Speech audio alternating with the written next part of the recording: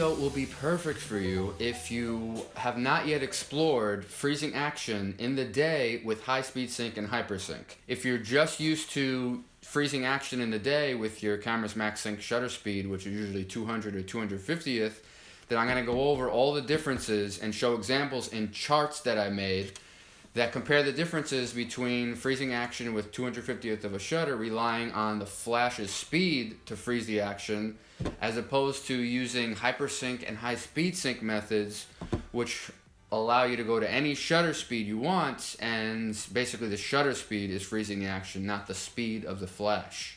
First thing that you will need to shoot hypersync and high speed sync with off-camera flash is a transmitter and receiver that's capable of high-speed sync or hypersync. Now, hypersync is just a term that PocketWizard trademarked, and all these transmitters that are high-speed sync capable don't really market themselves as hypersync capable, but it's safe to say that if a transmitter says it's high-speed sync capable, it's hypersync capable. High-speed sync is putting your flash into a high-speed sync mode, and the flash actually pulses throughout the whole duration of the shutter.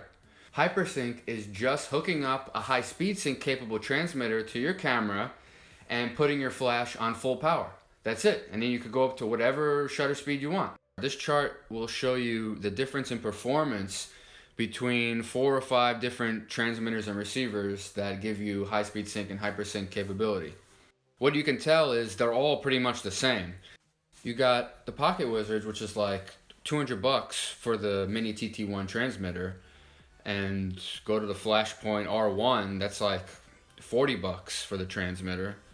So I don't understand why PocketWizard is so expensive. So this is a good chart to show you that you don't need to go out and spend $200 for a transmitter and then another $200 for a receiver, because look at the performance. They're all pretty much the same in high-speed sync and hypersync. So I did the hypersync test with the Speedlight and the 8360. Look at them both, you'll see that the gradient is very similar. This was shot with the Nikon D3. Ever since I updated my firmware from the original firmware that came with the camera to whatever the latest firmware is, I wasn't able to use this PocketWizard Plus as a receiver without getting this banding using high-speed sync or hypersync. It is not absolutely necessary to use a receiver that is high-speed sync or hypersync capable in order to be able to use any shutter speed you want. So I was able to use the Mini TT1 with this receiver fine until I upgraded the firmware on the D3. Here I'm basically just showing you that the performance with this expensive Mini TT1 and Mini TT5 whatever is the same thing as the cheap Flashpoint R1 transmitter. Wow. You don't want to use high-speed sync with speedlights. It just drains too much power. And by power, I mean the amount of light output power, not battery power. So look at the exposure difference, all right? With high-speed sync, 8,000th of a shutter, 2.8. Look at that exposure, and you're going to compare it to hypersync. 8,000th, I went up to f6.3. So that's f2.8 compared to f6.3. Look how much brighter and how much more power output I get with hypersync and how much of a loss I get with high speed sync. The hypersync gradient is not that big a deal. It's noticeable sometimes, but you know, if you're using speedlights and you want to go above 250th of a shutter, you're not going to use high speed sync, because look at this is S. f2.8 compared to f6.3. I could even keep going. I could have gone to maybe probably 11, and I would have had matched the same exposure with the high speed sync photo. So high-speed sync with speedlights is out, hypersync is in. This is really nice here. Look at this. With the Flashpoint 8360, there's no power output loss between high-speed sync and hypersync. So you can really take advantage of the more evenly lit frame that high-speed sync offers, as opposed to relying on hypersync with the speedlights. Time to look at the difference in the image of the photo shot in hypersync at 2,000th of a shutter compared to shooting at 250th of a shutter. You'll notice in the two hypersync photos that the bottom is brighter than the photo shot at 250th. This is because of that gradient. You can see it, but you can also fix it in Photoshop just by darkening it with, you know, the burn tool. So it's not a big deal. Human tripod. No, don't move, come on, no, I was just joking, please, I just need one more. Fuck you, Oh, come on, man.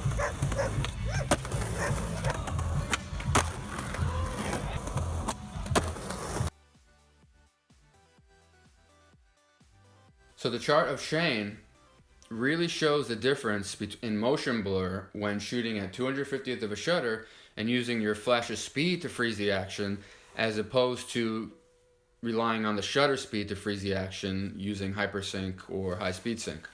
With the Flashpoint 8360s, a quarter power is fast enough to freeze action, but when the background is the sky and it's the middle of the day, the ambient light overpowers and actually will create more motion blur in the subject, especially at, you're only at 250th of a shutter. That's not much.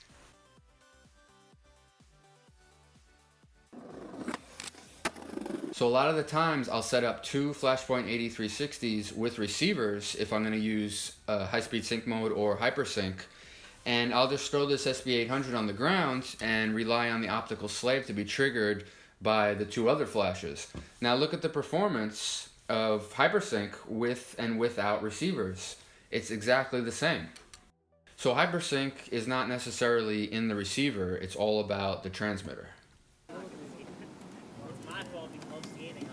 Shit. Shoelace, tripod to the bike. So it's a mobile light stand. What is that, some white trash shit? Some white trash shit. This is some white trash shit, right? Shoelace. Shoelace.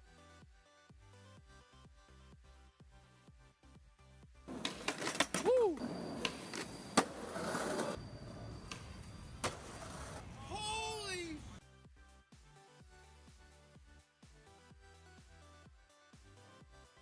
So seeing this chart of Brian back 50ing the rail, at full power at 250th, you'll notice it's a lot blurrier than at 250th at a quarter power.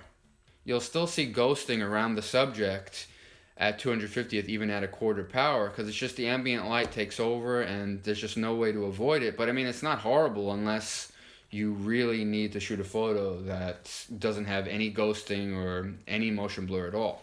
Now compare this to High-Speed Sync and Hypersync at 2,000th of a shutter and all the motion blur is gone.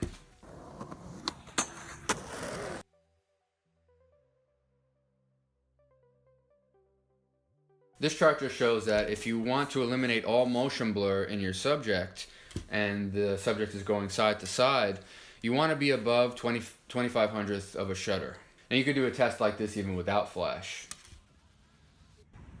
Can you please do like 15 kickflips over this little grate? Please. You think you can land at least one? Oh, he landed one!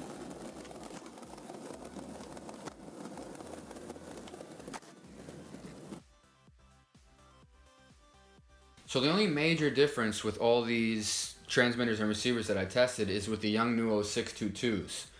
There's a slight shutter delay when you hit the shutter button. It's so slight, you barely notice it, but if you're shooting a photo of, let's say, a kickflip, the timing has to be split-second perfection. So you can't afford to have a shutter delay after you press the shutter. But this one has it.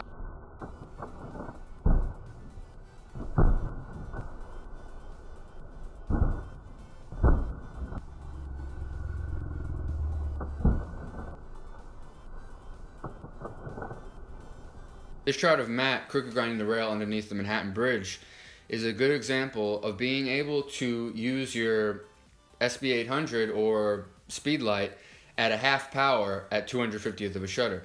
Half power, it works, you know. At full power, you're going to get more motion blur.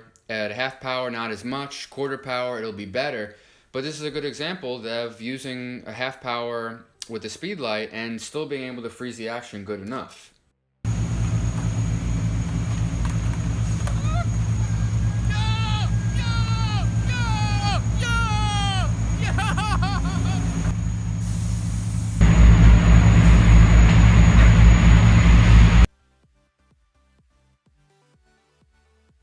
So another advantage of using high shutter speeds with High-Speed Sync and Hypersync is that you could jack down your f-stop very low to 2.8 if your lens allows it, and your background's going to be so much blurrier. I mean, it's noticeably blurrier, obviously, but it's another feature of it, and in some cases I really like it.